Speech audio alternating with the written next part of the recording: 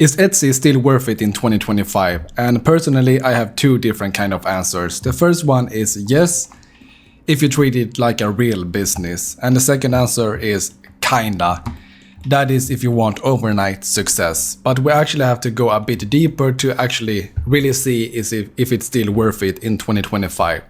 So I have a few bullet points that we're going to go through, and when all of them are done, it's up to you to make that decision. So the first one is what most people think Etsy is, the expectation versus reality. So if I show you these two screenshots, you see here 93 grand, 84 grand, and you're going to think like, oh, a lot of money, I can make that money so fast right now, I will buy a new car or whatever, right? And that's the problem with a lot of the YouTube channels and videos, and I have also made some videos like that, how I make $10,000 a month, and that's the expectations, but what's actually the reality? So you usually hear easy money side hustle, passive income from digital products, and I have done a video on passive income from digital products, and it's totally doable, and you can definitely do that, but it sounds really good, but it also takes a lot of time, effort, and you really have to think about what you're doing. So the reality is actually competition, SEO, and customer service. So you actually have to think about the expectations and reality. It's still doable, but that's it for that bullet point. So the second one is why Etsy still have massive potential in 2025. Well, the first one is, you can see the screenshot here, 95.2 million active. Etsy active buyers have over 95 million active buyers, and that's a lot, okay? Try getting 95 million people to your website. I will say it's almost impossible. So the first one, I had different kind of topics here, and the first one is people trust Etsy for unique/custom goods. Etsy was back in the days only for usually handmade items, items you crafted with your hands, like, I don't know, embroidery, you made some wood stuff or anything like that. But now it's more going towards print on demand and digital products and so on, but people still trust it for it unique and custom goods. And it's still growing, over 90 million buyers. Etsy is still growing every single year, even though they have a lot of hard stuff they're going through with all the cases, people leaving and so on. Etsy is still growing every single year, and that's actually really impressive, and that's really good. And let me see here. Then we have easier for beginners than Amazon/Shopify. So I also have a Shopify store where I do my own marketing, I have my own team, my embroidery, I have my own office and so on. And you can't even compare Shopify towards Etsy. It's two different worlds, okay? With Shopify, you have to create your own website, you have to do your own marketing, your own payment system, everything, get your custom emails and so on. And with Etsy, you just literally have to click sign up, create an account, create shop, and you're done. And with Amazon, I have not sold. I have created an account here before, but have not sold anything. But when I went to Amazon, it looked really confusing with all the stuff, and I'm pretty sure Etsy is still more easier than Amazon at least. Then they have their own payment system /chargeback/cases. So what do I mean by this? With payment system, when you have your own website, you have to connect your own payment system. If you use Shopify, you can use Shopify payments, and you have Klarna and everything like that, but you can get banned there, and then you have to find your own payment system and so on. You can then go to a third-party payment system. And what people also really like about Etsy and why it's still massive is that they have their own chargebacks/cases. So if you order an item on Etsy and the item has been shipped, then you will get a message or like an email, have you received your item, or do you need any help with this order? Then you can just click there and choose your reason. So for example, my item has not delivered yet, and then the seller who sent the item will get that, and then a case will start, which basically means you are not agreeing. You say, I have shipped it, I have not received it, and then you have to come to a conclusion to see who's right, and Etsy decides that, usually with bots, but that's another story. And that's a really good thing for the customers, because they really appreciate that, because it basically means you have protection when buying from Etsy. Then we have the more points here. We're going to see here what's getting harder on Etsy. So I have different kind of topics here once again. So the first one is saturation in digital/pod niches. I have mentioned saturation before, and I don't really believe saturation, but it's it's definitely there. But you just have to be creative and think outside the box to actually just sell more.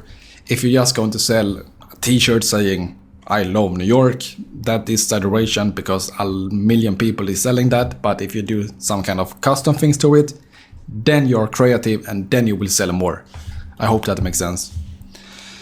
And then we have Etsy fees increases, transaction ads, etc. So when you're using Etsy platform, which means you are paying a fee to be on that platform, and it's 20 cents for listing items, you have to pay when you sign up for a new shop. And then you have the transaction fees, Etsy payment fees, and so on. You can just Google Etsy fees calculator, and you will find, you can just write your price there, how much it costs you, and then you can see the fees and how much profit you're making. So that is a con, but still you have fees everywhere on Shopify. You pay a monthly fee, you have the Stripe fees and so on. So yeah. Then you have copycats, scammers, and trend chasing. So copycats. There is a lot of copycats on Etsy. You usually have the Chinese bots or wherever they're coming from, and you just have other people who don't have any inspiration and just copy you. When you start selling a lot and your shop is starting to rank and you make more money, you're going to have copycats. It's just like that. I have been in the embroidery niche, as I mentioned before, and I have people copying my pictures, just taking my pictures, then blurring the face and just putting their own designs and so on. It happens, and my recommendation to that is it's not worth it. Don't do anything. Just still be as a good seller as you can be, create new listings and so on, take good pictures, and it usually works out itself. Then you have scammers. So let me draw here so fast. Scammers. There is a lot of scammers on Etsy. When you just sign up for a new shop, I guarantee you're going to get a message from someone saying, I order from you or something like that. Can you just click this link? And don't do it. It's scammers. And it's really sad actually, because I can imagine a lot of the older people don't really know about these scams, and they usually fall for it. I have seen a lot in Facebook group that their account have been hacked and so on. And that is of course really bad. And I hope Etsy really do something about it. And then you had trend chasing. So it's always new trend. You're always chasing new trends, and that is also getting harder on Etsy. Then you have new rules, policies, cracking down on sellers / copyright stuff. So new rules, policies, it's always new policies coming out. You can't do this, you can't do that, you can't do this, and you just have to apply to it, and I'm sure you're going to work it out. And then you have cranking down on sellers / copyright stuff. So copyright stuff is a really big problem on Etsy, because basically everything in this world is copyrighted for some reason, especially in the US. I don't know how it works. It's crazy. I got copyright strike once for using a smiley face. I didn't know smiley was copyrighted. I just have a round circle, 2 dots and a smiley, and apparently it was copyrighted. And that is a really big con, and you have to watch out for that, so you make sure you don't use any copyrighted stuff. Then we have who should and who shouldn't sell on Etsy. I have a lot of different topics here. I hope you appreciate it. So good for creative designers, makers, niche product creators. So this explains itself. It's good for creative designers. If you can design anything, it's really good. You can do custom logos, custom this, custom that, and it's really good. And if you're creative and really creative, you can put your own spin to every single item that you want to sell on Etsy, and that's also really good. Send makers, niche product creators.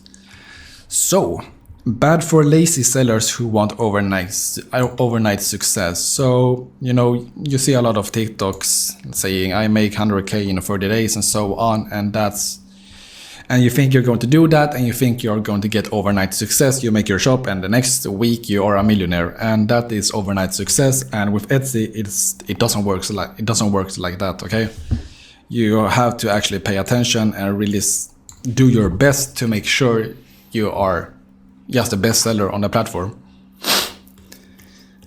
Print on demand, only if you niche down / differentiate. That also explains itself. If you want to be a print on demand seller, as I mentioned before, you just have to put your own spin to everything. So if you want to sell I love New York on a t-shirt, you have to put your own spin to it in some way. How, I don't really know with that. You could do custom something, custom that. You just have to put your own spin to everything. If you create your own stuff, as I mentioned before, Etsy was of course where you sold custom handmade crafted goods, and it's still that, and it's really good if you're just, I don't know, create your own stuff like wooden tables or something. It's really good, and you don't want to make your own shop, your business account, everything like that. You can just create an Etsy shop, put your wooden tables out there, and I'm sure someone is going to buy it because I appreciate the craftsman, and they want to support like the local businesses or small businesses. What works right now, 2025 Etsy strategies. So Etsy SEO is more important than ever. So you have to actually focus really a lot on the tags, description, the titles, and making sure everything is 100% correct, 100% researched, and you are 100% confident in what you are doing. So basically, make sure you are 100% confident in the listing you're putting out there with the correct title, tag, descriptions. Then you have organic TikTok / Instagram traffic. So everyone knows TikTok is super huge right now and has been for the last couple of years. You can create your own account, post TikTok, hopefully go viral, and then get orders. It's not that easy, but it can happen. And you can just post organic on TikTok and Instagram. And if you do that, let's say you post a single TikTok every single day for 30 days, good TikToks, I'm pretty sure you're going to get at least one order from it. Bundles, personalization, and visual mockups. So bundles, you create bundles, then you have personalization. As I mentioned, if you want to sell a New York t-shirt, you have to do some custom part to it if you really want to stand out, and that works really well on Etsy right now. And then you have visual mockups. Then you have niche branding and generic shops. So niche branding is really huge right now. You just sell one type of thing, and that works right now. And I did a video on like the top 5 digital products to sell right now. It's really good video and can get you a lot of inspiration on what to sell. Then we have the fun stuff. Etsy pros versus cons in 2025. So let's start with the cons. So the first one is saturation, as mentioned before. So done. Then you have fees. Done. Algorithm dependency. So you are depending on the Etsy algorithm, and that can of course be a good thing and a bad thing. But I put it in the bad thing. Can't build a strong brand long term without directing traffic off platform. So if you are, let's say you start a new Etsy shop, you create your own shop, you put out your listing, you start selling, then let's say you are at like 5,000 sales. I will not trust Etsy to have my whole brand. It's not good. Don't ever put all of your eggs in one basket, right? So you have to create your own website, and you just can't build a strong brand long term on Etsy. You can absolutely do it, but once you get a copyright strike and they shut you down, you're back at zero and you don't have anything. So usually start with Etsy, get a lot of orders, you know the concept works, then create your own website and do both at the same time. And a copyright, we also talked about that. It's really bad. Then we have the copycats we talked about. Then we have scammers we talked about. And then we have random shutdowns. So what I mean by this is Etsy is strange, and they use bots for almost everything. And sometimes the bots can react to a different kind of listing and they just shut your shop like that. So let's say you put a listing out with a keyword that is, they think it's something else, and then you get banned for that basically. or any other reason. I have read a lot of stories on it and it's not really good, but if you are doing the research and actually make sure you're not using anything copyright, I'm pretty sure they're not going to shut you down for no reason at all. And then we have the pros.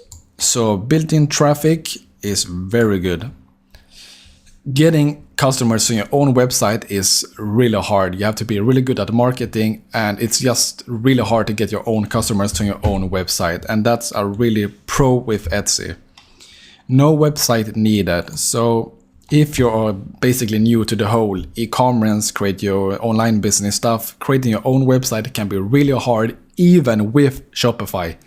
Just because Shopify make it looks easy, it's really not. Absolutely, you can create your own shop that looks like shit with Shopify in a day or two, but then you're not going to get any orders. To actually create a good looking Shopify website, you have to actually learn how to use Shopify properly. So that is a pro with Etsy too. Niche specific trust, low startup cost. You basically don't need anything to start, especially if you you create your own stuff with your hand, craftsman, and you can just create something, the table, take a picture, upload it, cost 20 cents and you're done. And this can also be a really good pro, US customers. So getting customers, or I sell mainly in Europe and Scandinavia, and we are not as many people as the US. That means the marketing is cheaper when I do marketing in Sweden. But then I had my shop and I created the same shop but focusing on the US customers. And what I noticed is that getting US customers is a lot more expensive because you have a lot of more brands spending a lot of more money in the US. With Etsy, all of the customers already is from the US, so it doesn't make any difference, right? Then we have scale. So you can easily scale your shop from 100 orders to 1,000 orders and to 5,000 orders. At least for me, Etsy has always been like a snowball effect. Once I start my shop, it's really hard getting the first 100 sales. But once I get the 100 sales, I easily get the 1,000 sales. Then I go to 5,000, 10,000, super easy. Because once you get more orders, your shop looks more trustworthy, you have a lot of more reviews, and the customers really feel confident that they are going to get the item that they are ordering. What I would do if I were starting Etsy in 2025. Let me get some water. So I would start with 1 to 2 products in every clear niche, focus on quality, visual description, mockups, build a real brand identity. Use Etsy ads, TikTok, Instagram and Pinterest. My last video I made was like 50 minutes long where I talk about how I will start a new shop with everything, and I went really deep with this. So I'm not going to go too deep in this right now. You can check out my last video if you want more tips on how to do that. So that was basically it. So is it worth it in 2025? I would say yes, especially if you are a beginner. It's really easy to create an account, really easy to publish a listing, really easy to ship everything, and so on. And I really appreciate Etsy. I think it's a great platform. So if you're a beginner, yes, start with it before you actually start with Shopify, in my opinion, because you get just the feel of doing online business. Then you can create your own Shopify and go really hard. And kinda, if you want overnight success, you're a bit lazy, you don't really know what to do, you publish a listing every once a week or two, I don't know, once a month, and you're not sure what to do, so that is kinda. So I hope this video was really useful and you actually think Etsy is worth it. If you are not selling on Etsy right now and you're watching this video, I think you should definitely start selling on Etsy, because at least you are getting information and actually serious about this. So go create that shop, start selling, and don't forget to subscribe and like, and I will see you in the next one.